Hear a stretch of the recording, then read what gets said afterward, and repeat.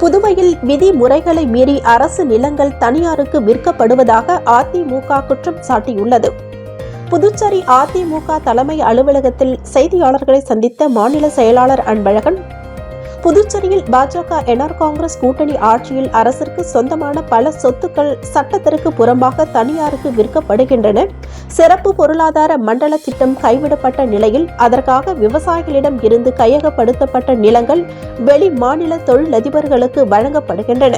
துணைநிலை ஆளுநர் மற்றும் மத்திய உள்துறை அமைச்சகத்தின் அனுமதியின்றி அரசு நிலங்களை விற்கக்கூடாது. ஆனால் புதுச்சேரியில் விதிகளை மீறி அரசு நிலங்களை தனியாருக்கு விற்கப்படுவது தொடர்கிறது.